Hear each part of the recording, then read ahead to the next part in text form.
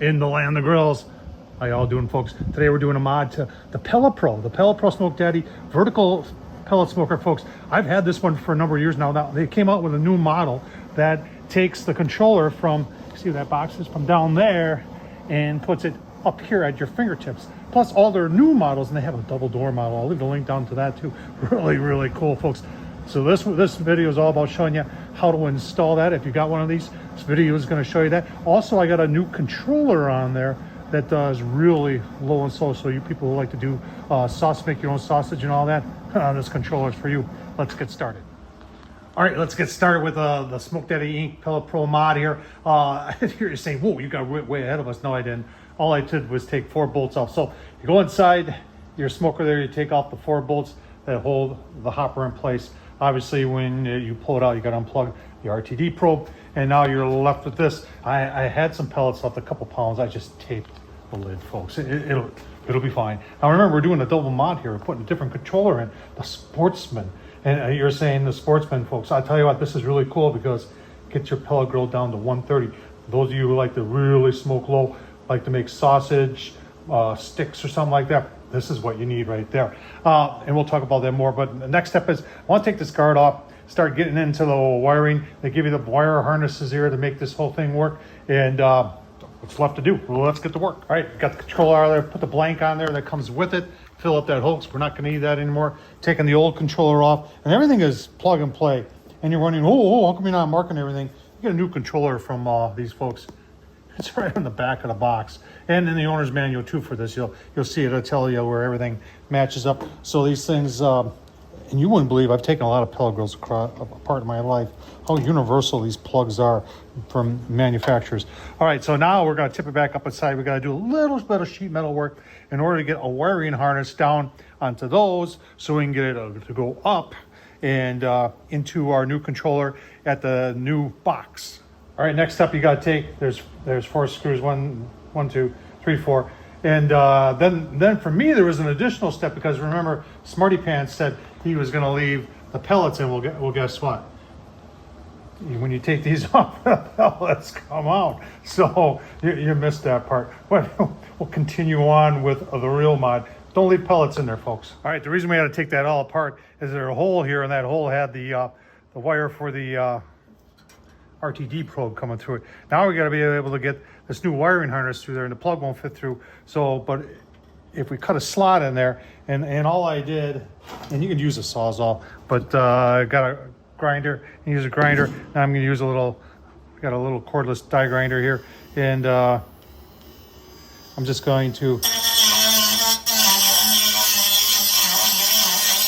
break our edges so nothing will fray on those wires. All right, your wiring harness and your RTD probe, that's this thing right here, will go in this slot right here, and we're leaving the plugs that look like this going through like this. Now we're gonna put this kind of all back together, flip it on its side, and plug these in to the other ones. I know it sounds complicated, super simple. All right, now we've got it on its side, and we're using our diagram here, and it's a process of elimination. Look at your wires. You know this is the fan. So it says fan, and the fan is, it's green-white. So you've got the fan coming off here, then you look for the one. All we're doing is hooking up like a big extension cord here, green and white. And then you know that, like you've got your power as your black, and then you look and you just line things up. Now I'm gonna take some zip ties. They do give you some zip ties.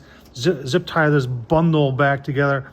I'm gonna put my guard on, and at that point, I think I'm gonna go ahead and put this back in the grill itself. Now, RTD probe. Now I had the RTD probe coming through, and I realized that no, you don't want that coming through. So I pulled that off because that's gonna go, that plug right there is your RTD probe. So now we're moving up the controller. So when that controller comes out, we'll be plugging it into there. So keep on moving on. All right, got it all ready to go. I was thinking about putting it back in, and I still might loosely, but I think I want to do some prep work for that thing and that thing and that whole thing, and then I might just put it on the floor or put some wood under it, get it propped up and get it close so I can make the connections, because it's going to be, you got to remember, it's a lot of room there right now, but when you got this tight up against the grill, it's going to be a little tight right there. So I think we'll continue with some prep work, and then keep on going. All right, folks, continuing on. This is where the new controller is going to sit. I've taken the back off, more accessible, taken this bracket off, and I mounted it to the channel here, which is what raises the whole thing up. Now I'm going to start with the wiring harness, and you just got to be careful when you're putting the wiring harness through. Remember, that's going to be plugging in to the new controller. Like I said, if you're doing all this, you might as well update controllers. You get yourself the Sportsman controller that's got the goes down to 130. I can't wait to try that out. So just want to make sure the plugs are the plugs I want coming through into that box over there. Continue on. All right, next up, I want to put my controller in the box. Now, it would be very easy to make a mistake here and get this on there the wrong way. So you just kind of want to have, just kind of visualize where this is all going to go. In this case, it's going to go like this. So I want to make sure that I have this right side up, and that's what I've got. So we're going to put this and everything else that goes through the RTD probe and everything else. And then that's got to feed through that tube right here. So we're just going to get that all tucked in there first, very carefully. And like that, I'm going to secure this with the 2 screws, and then I'm going to take and run the wire through there.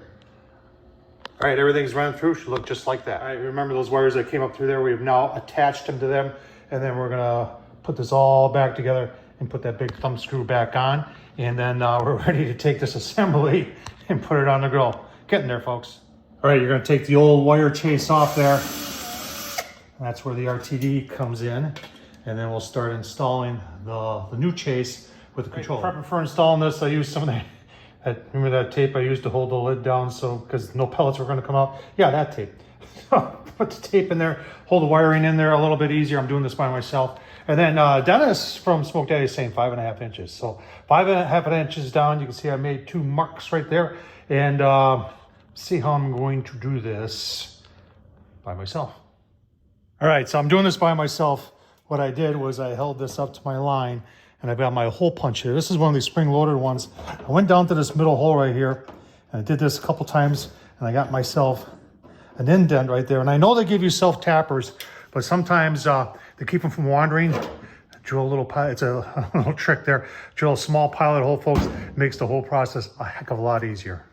So it is a little bit easier, folks, to probably do the wiring harness afterwards, because I had to kind of move it in order to get these top 4. You can turn this thing to get these 2 in, but these 2, I had to take it apart. Not really apart, just pull it out. That way you have better access. Just a little trick there. All right, folks, slid the hopper in. Now I did hook up the RTD. You can't see it because I've tucked it back up into that channel. And now I'm going to take and put all my plugs together. Remember, by this point, you know that you're just hooking up the same color to the same color, so not a big deal. Once it all is connected, then there's the 4 bolts inside of there, and it'll be time to fire it up. All right, another tip if you're doing it by yourself: to hold this up so you get the bolts in. I'm just using the heat deflector under the corner there. When I get those top 2 pair in there, I'll be able to take that out. All right, moment of truth. Stand by, and then we'll do feed. Auger's working. Got a little smoke. Yeah, I think we're good. We're gonna pull this outside. I can hear pellets dropping already. Put some pellets in this. I want to test out this controller and see how low can it go. All right, just got it fired up, and we'll take you along for a line. I got some of my Oklahoma Joe pucks on the grates, and we'll see where she goes. Whoa, the way this controller mod worked out. That is really nice. Or bending all the way down there. It's right there at your fingertips. All right, SmokeDaddyInc.com. Leave a link down below. This kit's only 50 bucks, folks. It's pretty cool. A lot of steel in there for only 50 bucks. All right, got the grill set at Pellet Pro set at 160. Gauge is reading 160. I got my pucks in there. I want to take a look at them. I want you to see too. But lid is temp probes in there. I do have the fan running. Let's just see what we got here. Got the top vent open. Some nice smoke rolling out of there. That is, yeah, 160.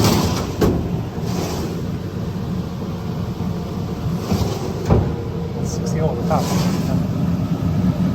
Tell you what, PID on this thing is a well-built machine.